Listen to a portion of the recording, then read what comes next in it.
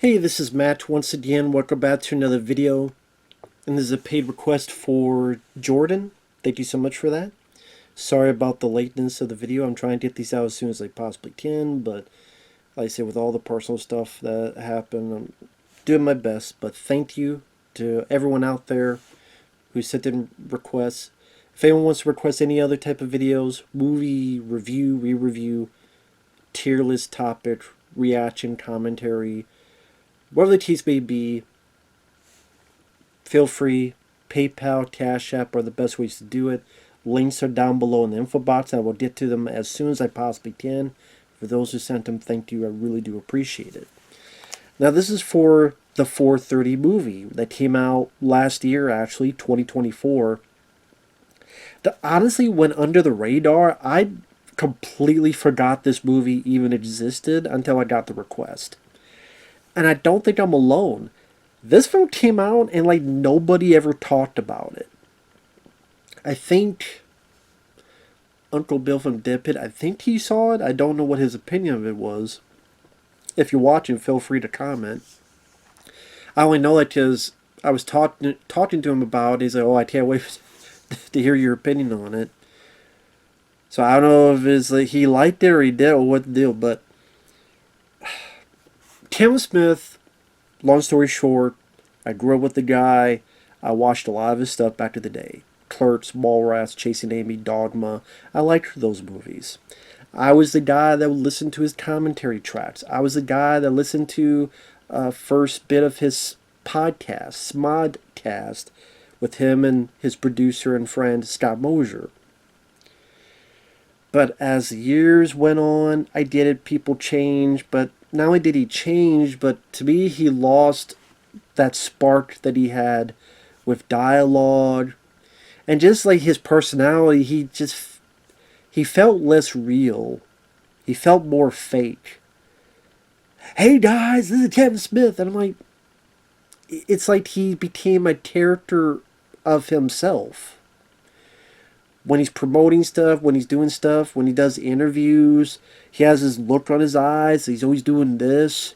Hey guys, it's Kevin Smith. And listen, I get it. He had a heart attack. I'm glad things went well for him. I am. But his vibe, his personality, his film work, his writing, in my opinion, a lot of that has gone completely downhill. Whether it be the stupid He-Man cartoon and lying about the plot, and people saying, well, no, that's the plot. Oh, you're wrong. And then they were right all along, and calling people liars when they weren't liars in that He-Man cartoon. Especially that first bit of that season was god-awful. Clerks 3, I hate that film. To me, that is the Kevin Smith film I hate the most. What they did to Dante and Rando, I think that's abysmal. I know people are fans of that. I just don't understand if you're a fan of the first two Clerks why you like it. We just agree to disagree. Jay and Silent Bob reboot, I hated. I know it actually got leaked out, that horror anthology he did. I forget what the hell it was called now. But at one point it was only in crypto, but someone actually got that out there. I still didn't see it. Maybe one day I'll get a request of that. But yeah, his output lately has just been, in my opinion, abysmal as fuck. This movie is better, in my opinion, than Clerks 3 or Jay and Silent Bob Reboot. There are parts of this I liked, but then there are parts that just enough that I would never see this film again. It didn't make me mad, but there's stuff that I didn't like about it, stuff I felt annoyed about it. But I do think there's good stuff, and I like that he's trying to do something of his own. In a way, this is biographical. He doesn't say it's him, but you can look between the lines, and there's pretty much a story of him when he was a kid. Kind of like The Fabelmans and Steven Spielberg. That was about Spielberg. This is pretty much the early days of Kevin Smith without calling the characters Kevin Smith and such. Because it's about a guy who has a bit of a wit to him, and he makes fun a bit of his weight, at least a little bit. He has these two buddies, and he loves movies and wants to be a writer, wants to be a filmmaker. Even at the end, there's a bit with the Quit Stop, and maybe one day he'll work at the Quit Stop, like Kevin Smith eventually did. So it's a little bit of that, and it's trying to be a reflection of how it was in the 80s, of just a simple day of sneaking into the theater and going from movie to movie, watching movie trailers, and our lead kid is in love with this girl, and hopefully they'll get together by the end. And because at a certain point, the entire movie takes place at the theater. And I don't mind the idea. I don't mind the idea of the simplicity. That's one of the things I like of these kids hanging out, going to the theater, and then the idea of making your own movie trailers. Kind of like Grindhouse, where they made their own fake trailers. There are multiple fake trailers made that they see before the film, and then at least one of them you see a bit of the film that they're watching that's made up for the movie. And I like those were fun. Those were entertaining to an extent. But I'm a sucker for that kind of stuff, like people making fake trailers. I did not mind the two leads.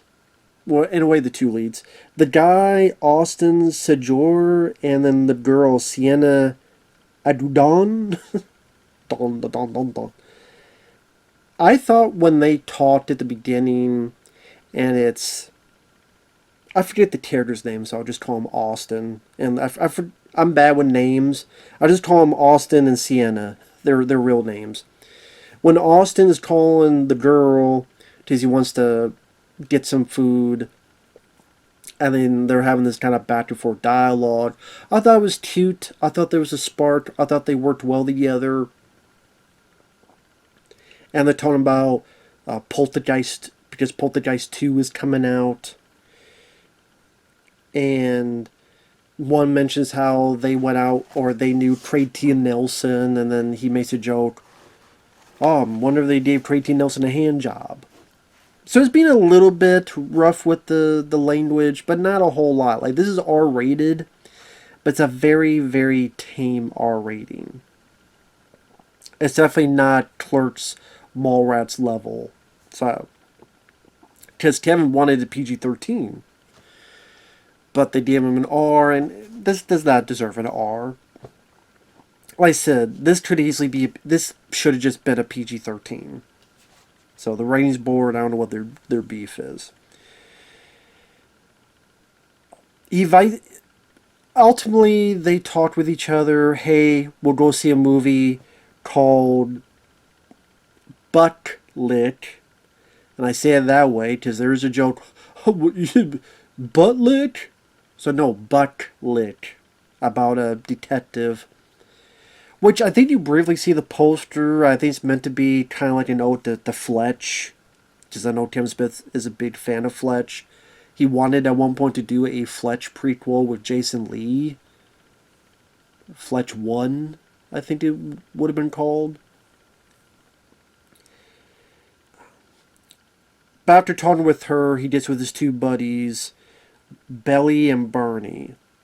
One is a guy with a truck who loves wrestling. He loves this guy named Major Murder. And the other guy, he is even weirder. And his mom made some bacon to go to the movie theater with and have bacon as a snack. And those two guys, I just felt they were a bit overacting. Like, they didn't feel like real characters. They didn't feel like real people. They felt like kind of goofy cartoons. I would say the lead kid and Siena, they felt like real characters. While these other two guys felt, I don't know, their accents or just, like, they just felt like they were acting. I don't know how else to put it. They just seemed a bit over the top, at least to me. And after doing some stuff, like listen to Chaka Khan, Chaka Khan, Chaka Khan, Chaka Khan, Chaka Khan, they get into the movie theater, and then again, for the most part, they're in the theater. And one of them gets kicked out twice, and then I get him back in the theater twice. And then at one point, oh, you have an emergency call, but then it's his mom going, "You need to, clean this cat and get the fleas out when you get home," or the girl going, "Oh, I'm sorry, I'm going to be late. I can't catch the 4:30. Maybe catch like the 7 or so." As they sneak from one movie to the other. I think the three movies is Astro Blaster, Dental School, and then Buck Lick is supposed to be the third one. And then again, you have these fake trailers in there. Like I said, I think two leads do a good job acting. You do have a lot of cameos, a lot of familiar faces. To go through the list, Method Man is in the film in one scene where he's talking about how movies aren't real and that isn't real, and Gandhi, that didn't happen. It's like, yeah, that did happen. And then they reference Run DMC. And Method Man was in Jay and Silent Bob Reboot, I believe, because they did an ode to How High, that film. Ken Jeong is in this from The Hangover. I am so sick to death of Ken Jeong. Honestly, he's one of those guys that I never really ever want to see again in a movie. He worked for what he could in The Hangover, but with the Hangover sequels where they prop him up more and more. What was that Transformers film? Was it the third one they put him in? He was so fucking irritating in that movie. Anytime I see him, I just go... I think he was one of the judges on... What was that show? Where they put on the costumes and they sing the Masked Singer, I believe. And he's like one of the hosts, and sometimes he seems like a drama queen. Like, can we get Bobby Lee? I like Bobby Lee more than Ken Jeong. Can Bobby Lee play that character instead? I wish. And not Ken Jeong. I wish. I mean, there's a lot of movies I'd rather have Bobby Lee than Ken Jeong. But he's the manager of the theater. He drives what looks kind of like a Batmobile. More Adam West one, of course, because Batman 89 had not come out, which they referenced that. Although I don't know how far along that was in 86 when this film takes place in, but Jeff Anderson is in the film as a dad at the concession stand where the baking boy, as I'll call him, he's talking shit to the kid, and the kid's like, "I'm going to tell my dad," and then lies to the dad, "This guy showed me his wiener." And like, Jeff Anderson's just given nothing to do. He's like, "What?" That's pretty much it. Brian O'Halloran, Dante from Clerks. He's in one scene where he's like a priest or someone and throws someone out. Like a nothing role. Diedrich Bader, who's in Jay and Silent Bob Straight Back as the guard. He was also in Office Space and others. He's in the movie Astro Blaster, which trying to be its ode to Flash Gordon from 1980. Kevin Smith's daughter's in the film, in one of the trailers. I think his wife is in that as well, and also Jason Mewes. They're all in the same trailer, which I'll get to those in a minute. Jason Lee plays the lead kid's dad. He's in one scene. They're just thrown in there, and they just seem like a waste. Oh, is that like, none of them have any substantial roles?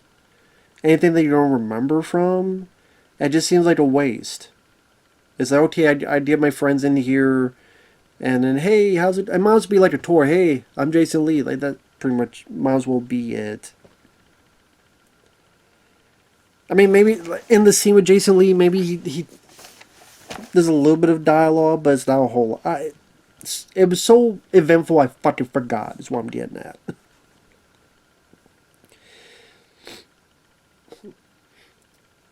So honestly, the cameos annoyed me.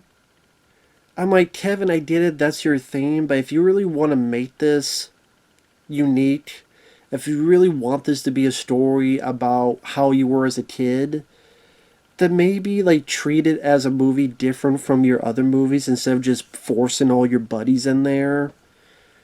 It was kind of cute in the View Askew universe stuff when it's all in the same universe and look who this popped up. Like in Jane and Silent Bob Strike Back. But it's just, even before, like Brian O'Halloran played another character in Mallrats, and now it's just obnoxious.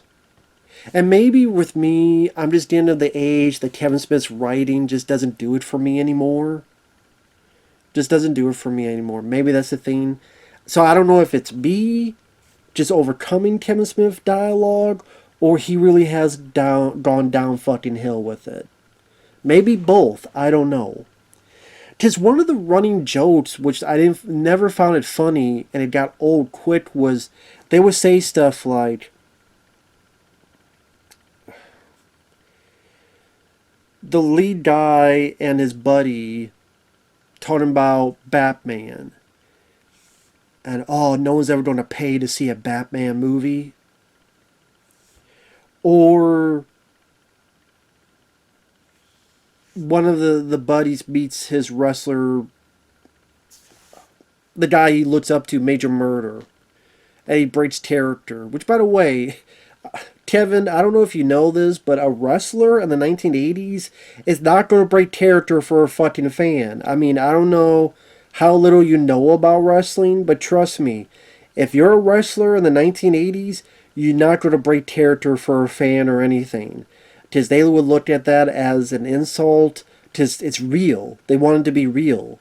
So Hulk Hogan or Roddy Piper or Sergeant Slaughter, they're not going to break character. Oh, hey, how's it going, sir? Like, how's it going? No, they're not going to do that. They would do the total fucking opposite. So I don't know why you had Major Murder. Oh, hey, how's it going, bud?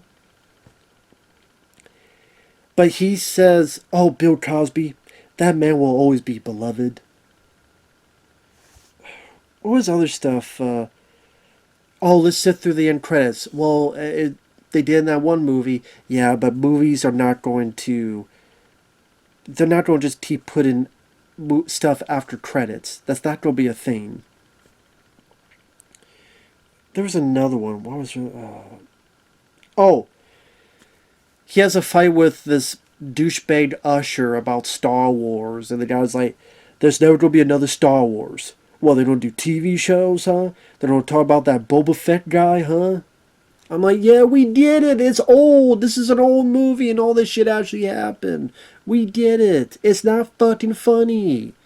You repeat that gag like 8 fucking times, where they say something, and how silly they think that. It's going to happen soon. That guy's dumb. That's going to happen. What's this? What, Donald Trump? He don't be president? Like, it just got old fucking quick. I'm like, really, dude? This is the dialogue you got, man? Like I said, when it's the lead kid, Austin, talking to Siena, that felt natural. That felt genuine. And at the end of the film, when they're talking to each other and kind of are figuring out to be boyfriend and girlfriend or not. Oh, I want to be a writer. Hey, you think, maybe if you ever do make a movie, you'll make a movie out of this? That felt sweet. It felt like it had a nice heart to it. And the fake trailers, they were fun for what they were. Spoilers. And I say for what they were. My least favorite was Sister Sugar Walls, because he's got a... This was really weird. Because he casts his daughter in the trailer as this nun that becomes a hooker, and then is it like a vigilante? Number one, when you're a director and you cast your daughter as someone that becomes a hooker, I do think that's a bit fucking weird. And then one of the people she hits on is Jason Mewes, which you might as well call her uncle. But then she's not really hit on him because she stabs him because he's a bad guy, whatever. This whole thing just fucking weird, to my opinion. And your daughter can't act. I don't know how many times people have to tell you, your daughter cannot act for shit. Stop with the nepotism. Stop it. We did it. You made a kid. You fucked. You came in someone's snatch and they gave a baby to you. You don't need to flaunt it everywhere. There's a reason why she doesn't get cast in most other fucking movies except your fucking movies. She might have been like a little... I don't even know. If she was in something else, it was like a tiny, tiny part. Not a big fucking part. There's a reason for that. God. But, were there other trailers? Sure. The Health Nut. I like the way they set up as like a slasher film. But it's mostly text of how it's been banned in all these places, including, was it Switzerland or something? Like the way they made it with the titles and the music, and it's like a girl jogging, and the narrator, the ratings board won't show you what happened to this girl. The hell, like that, I didn't mind that trailer. That was kind of funny. There's one with Jason Biggs, another cameo, who was in Jersey Girl and other stuff, James Silent Bob reboot, and Straight Back. He's a construction worker. He goes to the toilet, porta potty. He's freaking out. Blood shoots out, and a creature comes out of the toilet. And the film is called Booties. Get it? It's like Ghoulies. So he does nod the Ghoulies and called it Booties. It may not be highbrow, but I like that it was a practical effect, and I got the joke. And I'm not saying it's the funniest joke ever. It was one. Okay, that's it. When they see the movie within the movie Astro Blaster, I kind of chuckled at the main theme music, was trying to be like Queen, like that rock. Ah. But when you see the movie within the movie, you tell like they had no budget for this, so it doesn't look like a real movie. It looks like a bad skit on SNL where Drita Bader's like dressing something. The guy, I guess he was a drummer for a cover band. Because the Flash Gordon, he was a quarterback for New York Jets, so they had given him some other job. But you're watching the movie within the movie, like, no one would like this fucking movie. Like, why do you guys like this movie so much? Hey, let's lay shit. Unlike Flash Gordon, now she looked pretty cool and fun for what it is. This looks like actual shit. Oh yeah, Justin Long is in the film playing another weirdo. He's always like playing weirdos. It's a Wonderful Knife, this one. He started talking like this, and then he keeps bringing up Rocky 4. But then like he doesn't understand what Rocky 4 was. Like he likes the film, but then he thinks it was like real or something. Just went on a bit too long. It felt like there were moments that they were ad-libbing. It just went on too long with some of these guest appearances.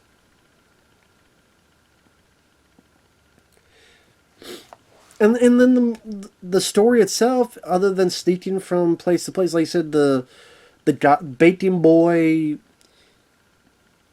he got thrown out one time because the kid lied to his dad, Jeff Anderson. Oh, this guy showed me his wiener. And he got thrown out, banned for life. So then he'd go around the corner, we'll let you in. Then, okay, hide yourself in the bathroom, because we gotta go from movie to movie. But he starts jerking the dirt in the bathroom, and he gets thrown out again. His buddy, the guy who loves Major Murder, he's fucking weird, because he'll bang a broad in the back of the theater, but then he gets pissy that his buddy, wants to go out with his girl, and is trying to be like literally when they have a fight outside. The bacon boy literally has to explain in case we're too dumb to figure it out. Hey, you're angry at him because you think the girl will take your place, and you look up to him.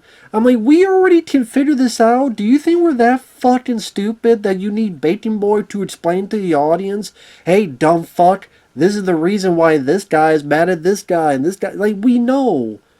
But it wasn't that well constructed, in my opinion, in your story. You know what? Fuck this movie. Now that I think about it, fuck this movie. The more, again, sometimes I have to really talk a movie out. And I will say, I don't hate as much as Clerks 3 or Jay and Silent Bob Reboot or Tusk or some of those movies, because some of his heart's in the right place. I think the two leads, I like the score. I think the musical score with the saxophone stylings, I think is rather good and reflects well within the parameter of the 80s that it takes place in.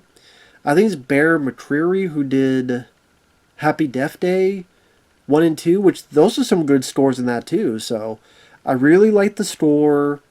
The song at the end, I don't know if it was an original song for the movie, but I like the song that starts the end credits. It feels like a song that would be in that era. Like I said, I don't know if it was a song they made for the movie or they took it from something, but either way, I liked that. So the music I thought was a plus.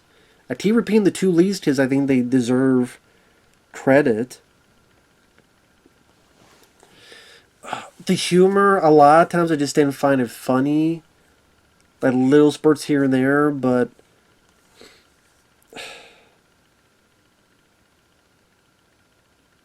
oh, another Rosario Dawson, she's in the film as well.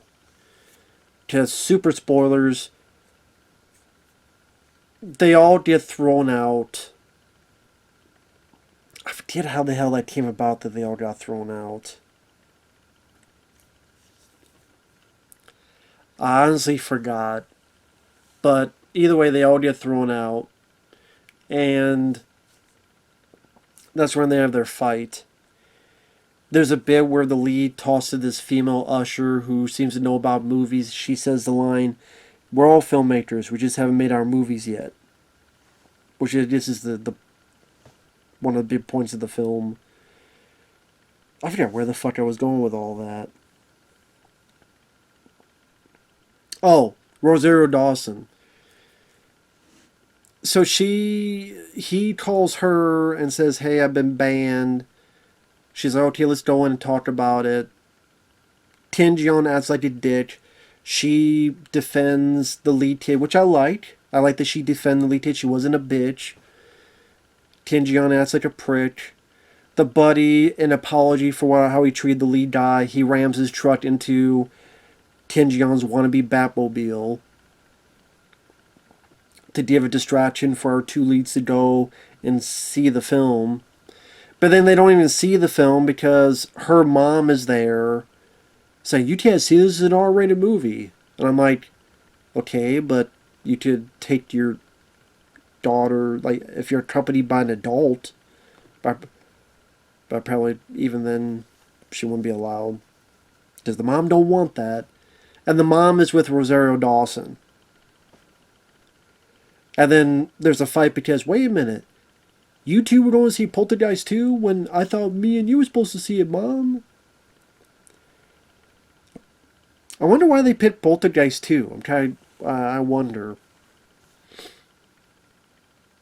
With all the films, I mean, I don't mind Poltergeist 2, but I wonder if all the films of 86, why they kept thinking of Poltergeist 2 of all the films. But I guess it's also that weird thing where it's like real movies are in there, like Poltergeist 2. When they watch the trailers, they go, "Oh, I hope we get The Fly. Oh, I hope we get Aliens." The trailers. So it's weird, like these real films exist, but then these fake films exist too. So real films like Aliens, it's like, I guess in order to put the fake trailers in there, they had to make up some movies as well. And that's why, at the end of the day, as much as I got a chuckle out of some of the fake trailers, I kind of wish he played this just more of a drama. With comedic, more, more in the vein of Chasing Amy, without the raunch of let's let's all sleep together and tell me stories about how you went down on how that didn't work out. What scars did you have? But like more in that direction of Chasing Amy, like more drama with comedic moments. But you have like a feel good attitude. Doesn't have to be melodramatic. I kind of wish he went in that direction though. Don't put all the cameos of your friends in, where at times it feels like they're just ad libbing.